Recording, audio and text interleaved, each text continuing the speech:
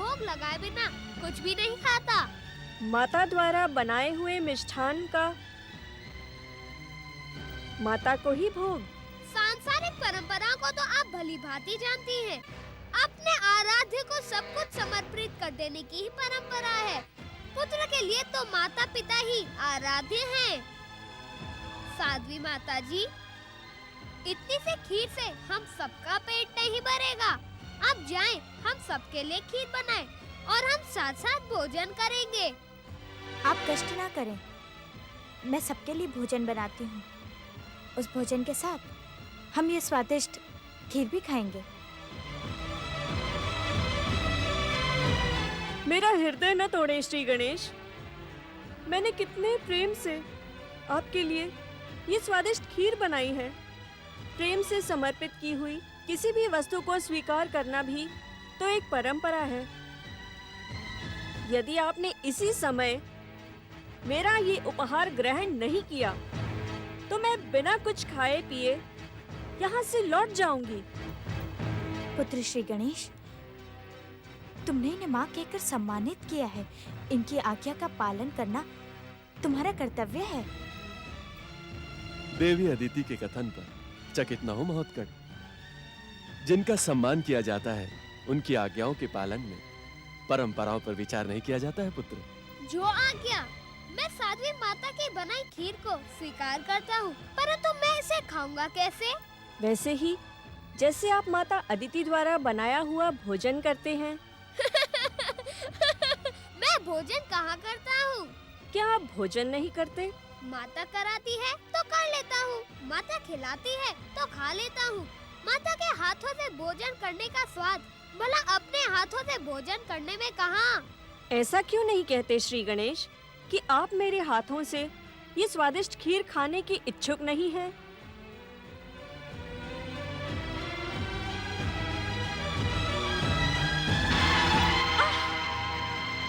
ये क्या कर रहे हैं श्री गणेश? मुझे छोड़ दें। क्या आप अपनी माता का हाथ भी इसी प्रकार काटते हैं? छोड़ दें श्री गणेश। ऋषिवर, मेरी सहायता कीजिए ऋषिवर। ऋषिवर, मेरी सहायता कीजिए ऋषिवर। इस उद्दंड बालक से मेरी रक्षा कीजिए देवी। इस दुष्ट बालक ने मेरा घोर अपमान किया है। अब मैं इस आश्रम में कभी नहीं आऊंगी। ऋषिवर, ऋषिवर मेरी सहायता कीजिए।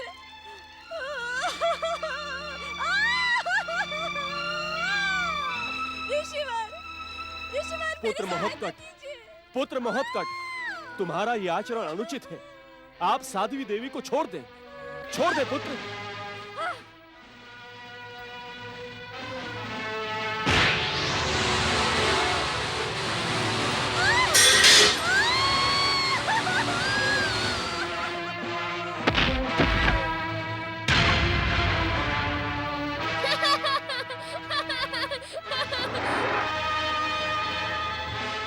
ये तुमने क्या किया पुत्र?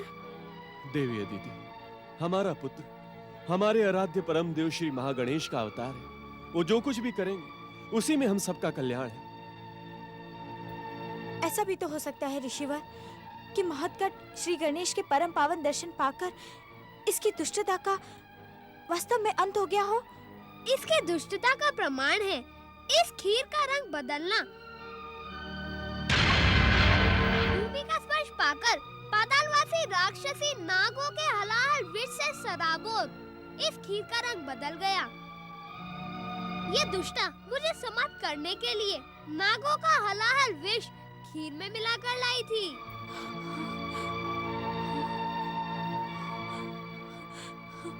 महत्कट, इस राक्षसनी के हाथ से कुछ खीर तो तुम्हारे मुंह में भी गई है ना? शीघ्रता से वमन करो पुत्र, वमन करो।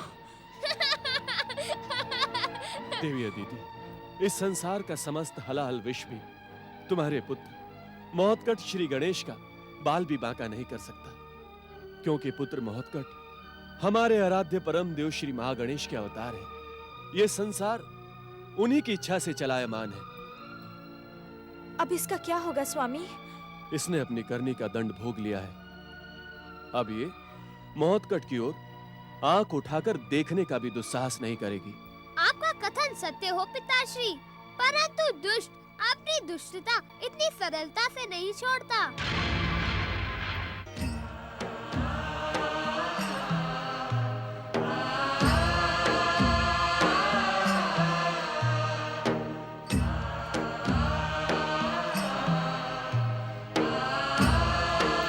बड़े भैया, सरलता से मयूरेश्वर श्री गणेश अपनी पराजय स्वीकार नहीं करते। जब पराजय के निकट होते हैं तब अपनी दिव्य शक्तियों का प्रयोग करने लगते हैं, जो अनुचित है। प्रश्न अब उचित और अनुचित का नहीं है मयूरेश्वर। आपके बड़े भैया कार्तिकेय सदा आपके खेल में दोष ढूंढते रहते हैं। यदि आप उन्हें खेल में पराजित कर दें तो वे रूठ कर बैठ जाते हैं। उनके साथ न खेलना ही उचित है। अपने बड़े भैया को पराजित कर मैं भी प्रसन्न नहीं होता। प्रसन्न तो तब होता हूँ जब वे मुझे पराजित करते हैं। अर्थात आपको उनके संग खेलना प्रिय लगता है, निसंदेह। परंतु उनके बार बार रूठने से खेल का आनंद समाप्त हो जाता है। अपने रूठे हुए बड़े भैया को मनाना मुझे आता है।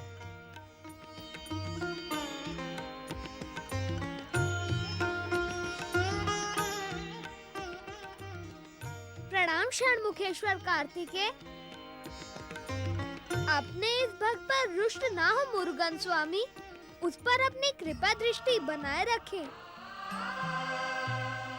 कुमार कार्तिकेय और मयूरेश्वर श्री गणेश की जय। कुमार कार्तिकेय और श्री गणेश की जय। कुमार कार्तिकेय और मयूरेश्वर श्री गणेश की जय। कुमार कार्तिकेय और मयूरेश्वर श्री गणेश की जय। पति परमेश्वराय नमो नमः। नारायण नारायण। ओम सांब सदा शिव की जय। प्रणाम माता पार्वती। आपका कैलाश पर स्वागत है देवऋषि। देवऋषि, इन दिनों आपका आवागमन कैलाश की अपेक्षा अदिति आश्रम में अधिक होने लगा है। नारायण नारायण। मुझे ज्ञात है देवऋषि कि आपके नारायण नारायण उच्चारण में हर प्रश्न का उत्तर समाया रहता है, परंतु ये भी सत्य है कि आपके मन में मयूरेश्वर से अधिक महोत्कट गणेश के प्रति भक्ति जागृत हो रही है। शिव शिव शिव शिव शिव। माता, ये आप क्या कह रही हैं? मेरे लिए तो परमदेव श्री महागणेश के सभी अवतार पूज्य हैं, परंतु मैं ये क्या देख रहा हूं? परमदेव की लीला के कारण माता पार्वती द्वारा निर्मित श्री गणेश न जाने कहां दृश्य हो गए। इसी कारण माता पार्वती उदास सी दिखने लगी हैं। चतुर नारद, तुम्हें विषय और प्रसंग को बदलना भलीभांति आता है। तुमने जो कुछ भी कहा वो सत्य नहीं है। देवी पार्वती के मन में गजानन गणेश और मयूरेश्वर गणेश में तनिक भी भेद नहीं है। नारायण नारायण। तो माता के उदास होने का क्या कारण है महादेव? मेरी उदासी का प्रसंग उठाकर आप निसंदेह अपने किसी जिज्ञासा को शांत करना चाहते हैं देवऋषि। स्वामी का कथन सत्य है। सत्य कहे माता, क्या आप उनसे स्नेह नहीं करती? क्या मेरे इस रूप में आपको अपने गजमुख गणेश की छवि दिखाई नहीं पड़ती? क्या मुझसे कोई भूल हो गई माता? नारायण नारायण। ये तुम्हारा भ्रम है मयूरेश्वर। मेरा स्नेह तो गणेश के हर रूप के प्रति एक समान है। आप सत्य नहीं कह रही हैं माता। क्या तुम्हें मेरे स्नेह में कोई अंतर दिखाई पड़ता है? हाँ माता, मुझे आपके आँखों में वह ममता नहीं दिखाई दे रही जिसका मैं अधिकारी हूँ। तुम बहुत अधिक बोलने लगे हो मयूरेश्वर। महागणेश की लीला देख रहे हो नारद? इस लीला का कोई न कोई उद्देश्य अवश्य है। नारायण नारायण। हे भोलेनाथ, परम देव की इस लीला का क्या उद्देश्य हो सकता है? समय से पूर्व यदि लीला का उद्देश्य जान जाओगे तो लीला निर्देश्य हो जाएगी।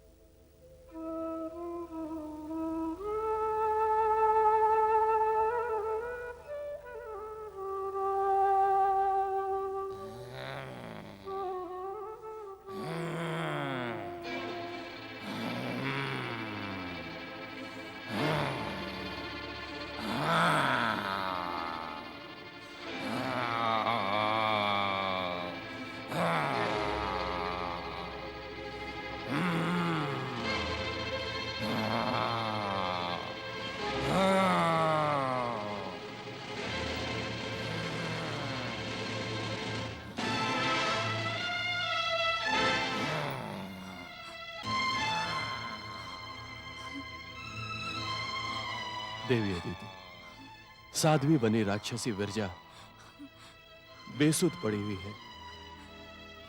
न जाने कब तक वो यूं ही बेसुध पड़ी रहेगी। हमने अपनी आंखों से देख लिया स्वामी कि ये दुष्टा हमारे प्रिय पुत्र महटकट को समाप्त करने के उद्देश्य से आई थी। आपने इसके प्राणों की रक्षा करवा के उचित नहीं किया। शरणागत की रक्षा करना हर व्यक्ति का परम कर्तव्य होता है। उसने मुझसे अपने प्राणों की भीख मांगी थी। उसके प्राणों की रक्षा करके हमने अपने कर्तव्य का पालन किया है देवी अदिति। महटकट के विरुद्ध इसका पहला प्रहार असफल रहा। अब ये महटकट के विरुद्ध और अधिक हिंसक हो जाएगी। महटकट श्री गणेश की माता होकर इस प्रकार चिंतित होना शोभा नहीं देता है देवी अदिति। वो तो साक्षात परम देव श्री महागणेश के अवतार है। देखो ना, विरजा के आश्रम में होते हुए भी वो कितने निश्चिंत सो रहे हैं।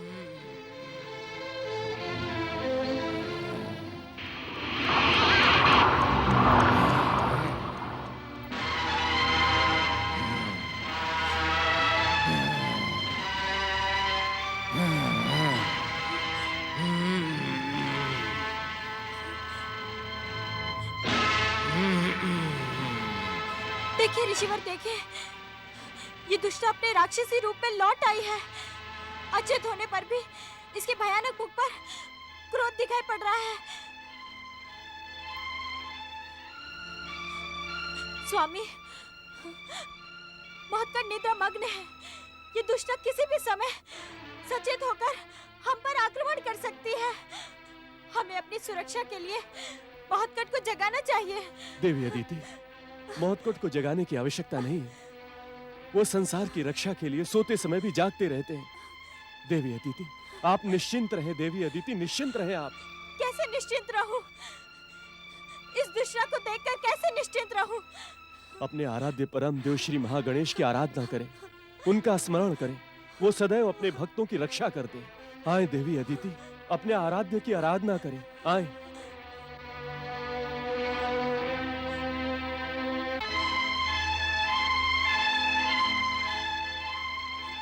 ओम महागणेशाय नमः। ओम परम देवाय नमः। मेरा मुंह क्या देख रहे हो मूर्खों? बताते क्यों नहीं कि विरजा अपना कार्य संपन्न करके अभी तक लौटी क्यों नहीं? कहीं वो उस दुष्ट मायावी गजमुख के सम्मुख असफल तो नहीं हो गई होगी? कहीं उसके प्राण तो नहीं निकल गए होंगे?